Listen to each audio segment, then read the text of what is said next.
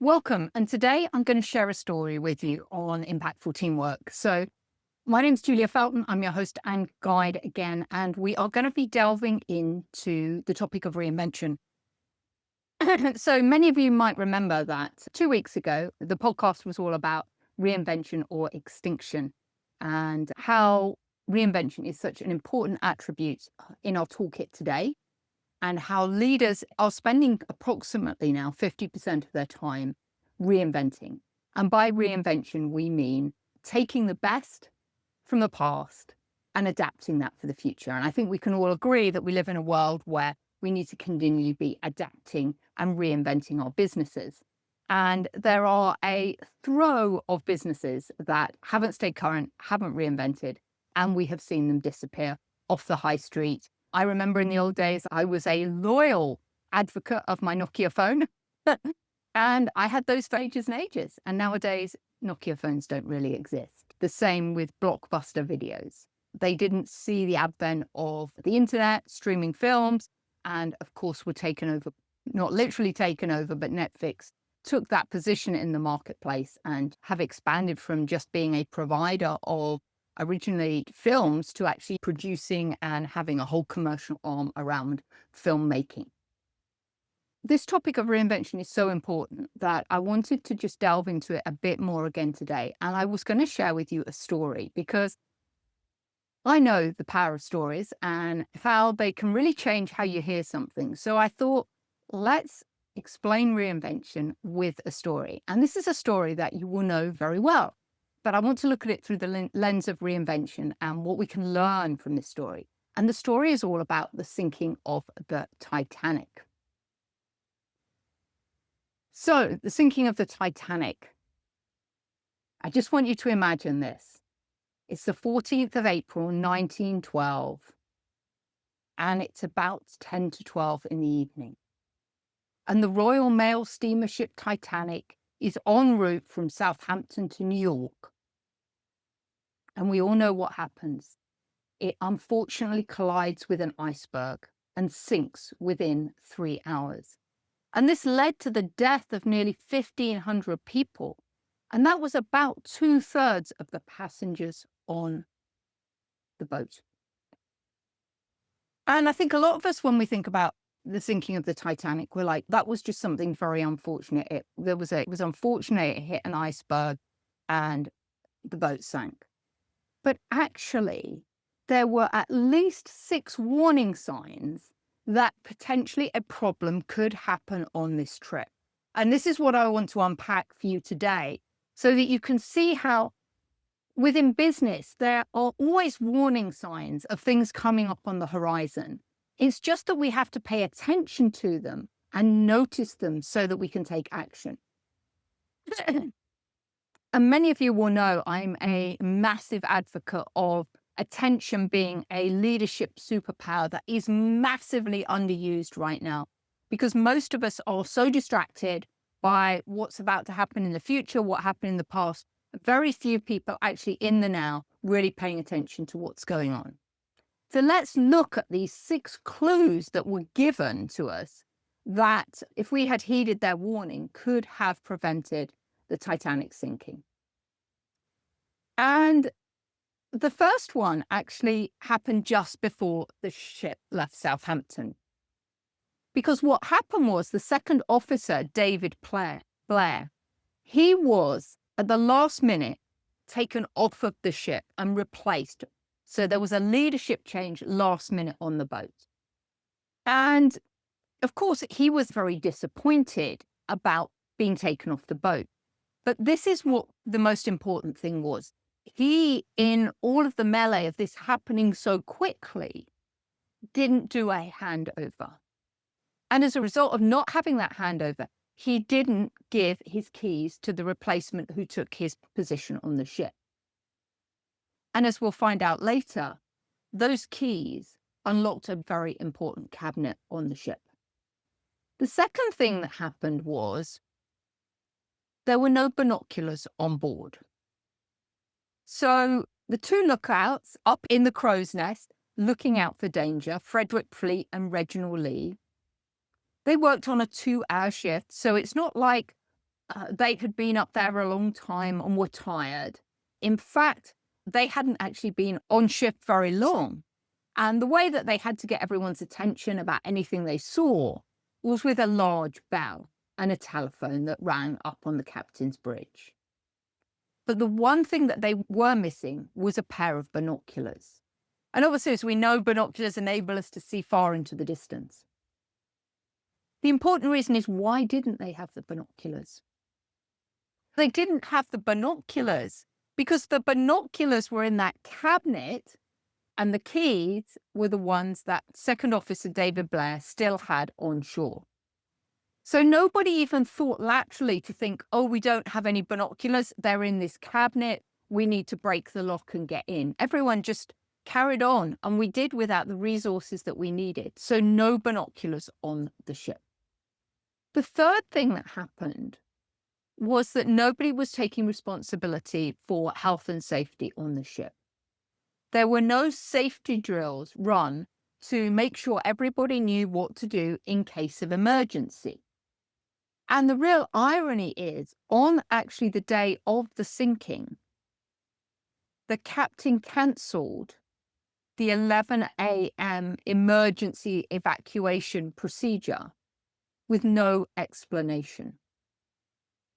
And as a result of us not having practiced and knowing what our plan B was, if the ship was to go down, nobody knew what to do, because nobody knew. Nobody had run through, nobody had embodied, nobody had experienced the safety drill. The fourth thing that happened was that, unfortunately, when the ship had been designed, nobody thought it could sink. So in fact, there were insufficient life rafts on the vessel. So indeed, when the Titanic did hit the iceberg, and people were trying to be getting off the ship, A, there were insufficient life rafts for everyone to get onto a life raft. And B, because people weren't aware of what they had to do, a lot of the life rafts were let go from the ship without having their full capacity on it. We compounded the problem by not maximizing the resource that we did have, just because people didn't know what to do. The fifth warning sign that happened was that a very important message wasn't passed along to the captain. So if you imagine this, the Titanic is leaving in 1912. It's full of a lot of wealthy people traveling to America, many for the first time. Crew of the Titanic were more concerned with providing excellent customer service than they were on the health and safety of the passengers, partly because they believed that the Titanic would never sink. So what was happening in the telex room was a lot of the operators there were sending a lot of messages to New York to get things in place for the passengers of the ship when they got there. And as a result of that, the senior radio operator, John George, often known as Jack Phillips, missed a message that was prefixed with the words MSG, which means Master's Servicegram. And it requires a personal acknowledgement for the captain. But because Phillips was so busy trying to sort out things for the first-class passengers on the ship, he interpreted the message as not urgent, and it didn't get passed to the captain. And this was really important because the message actually advised the captain of icebergs en route. And then the final thing that happened, the final twist of fate, was that the first officer, William McMaster Murdoch, was left in charge of the ship. So he was at the helm at the time of the sinking. He was 39 years old and he had 16 years maritime experience behind him. And he was well known for being a cool head with quick thinking and professional judgment. In fact, he was really well known for having a great track record of averting ship collision.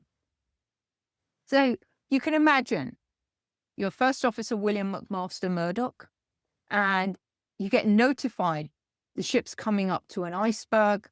And so in your cool head, you do what you've done 100 times before, is that you turn the ship to avert the iceberg. So he went into the pattern of what he'd done previously that had worked. Unfortunately, in this particular incident, the Titanic was too close to the iceberg. So what actually happened was, as they turned the ship to avert the crisis, they actually smashed into the iceberg side on. And a lot of the literature suggests that actually that compounded the sinking of the boat. And actually, if they had hit head on, then there would have been a greater chance of survival. So let's just recap then. 6 different things that didn't happen that caused or contributed, should I say, to the sinking of the Titanic. So the first was there was no handover. And how often do we see that in organizations? No handovers between team members, no handovers when people leave the organization. And this can be the thing that brings the ship down because nobody knows what's going on. Actually, and I think about as I'm sharing this of a particular situation I had where I had an IT director running part of my business when I was in corporate. And it was during the time of the Enron fallout. And in this particular case, my IT programmer here, he didn't actually sit on my payroll. He sat on a central payroll. And obviously with the company imploding, what happened was all the central payroll was let go. So he came in and he told me one day his role was being made redundant. I literally had 1 day handover between the time that this gentleman left and me managing to cobble around some resource to replace him in order to get a handover. Without that handover, I know hand on heart, my complete division would have crashed and burned. So this is the important handover between team members within the business. It's also handovers when one company is acquired by another. So no handovers was the first problem. The second problem was no binoculars. So there was no equipment or the incorrect equipment that was needed at that time. And how often do we see that in business? We're asking team members to work and do things with the incorrect equipment. And I've got to say, on some of the catering events I do, particularly when we're doing them outside in fields, we often don't have the right equipment. But it is amazing when you know you've not got the right equipment, how inventive you can be if you know you have to be to find a solution. The third thing that happened was that there was no practice. There was no plan B, what to do in case of emergency. And again, this is something that we always need to be aware of in business. What is our plan B? What can we do differently if things don't go to plan? And I always think in today's environment, not only do we need a plan B, we often need C, D, and E there so that we know what to do. And our team are familiar with what these alternatives are and then how to put them into place if required.